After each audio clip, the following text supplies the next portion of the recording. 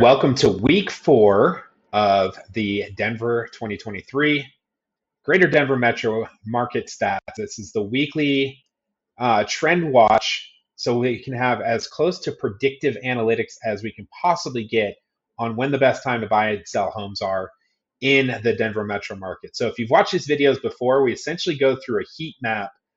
These are week-to-week stats, advanced level statistics on the entire metro market.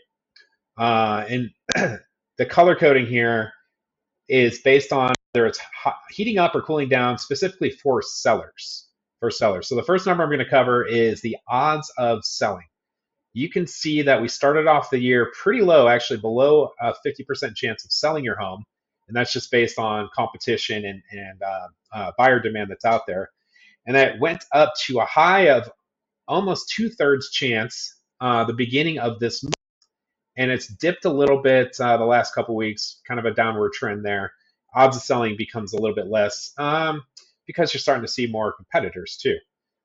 So to put this in perspective, though, we've been in the mid 60% plus range basically since the end of February. But look back again, start of the year below 50%. We go back into last year, we have to go all the way back, 40s, 50s, 60s. We go back to June of 2022 to see odds of selling this high. So if you're considering selling a home, just know that the conditions are as ripe as they've been since June of last year. And think about what the market looked like last year in June. Okay, I'm going to breeze through a lot of these, skip over a lot of these because I would just want to hit the high points here in the 5 minutes that I do have. You can see this is average daily active, so how many listings are on the market in any given day. It remained pretty consistent. After about mid-February or so, that number's dropped into the mid-3000s. New listings, look at that, exactly the same as last week. Not going to pay much attention to back on market, expired or withdrawn. Let me move me so we can see the number, or the heading here, I should say. Move me this way. Let's go. Come on. Pending sales. So you can see the pending sales in any given week has been up over 1,000 since the last week of February. And also there was a week in the beginning of February where over 1,000 homes went under contract as well. I want to put this one in perspective too, because we look back into December, November, October. Look at those low numbers.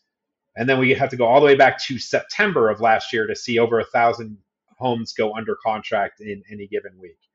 So that's obviously a great thing if you're selling a home. Close is a lagging measure, not going to spend too much time there. Predictive MSI. And by the way, if you want this report, just click on the link in the video and make sure to like and subscribe. Predictive MSI tells us how much supply is out there, measured in months supply of inventory. If you've heard that term before, anything 4 to 6 months is a balanced market. Over 6 months is a buyer's market. Under 4 months is a seller's market. So we are, as you can see, in extreme seller's market territory still, and we have been as far back as this report goes.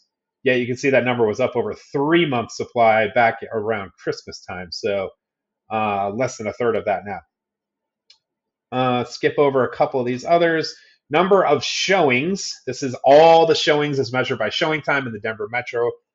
You can see that number has been pretty consistent after about the 1st of February. Took a little dip last week. I know spring break in a lot of markets. That equates to about 4 showings per listing. The average listing is going under contract in about 14 showings, and the median days on market remains at 8. So it's only taken on median 8 days to go from launching your listing to getting under contract. Now, keep in mind, that's for the well-priced homes that show very, very good and are well-marketed.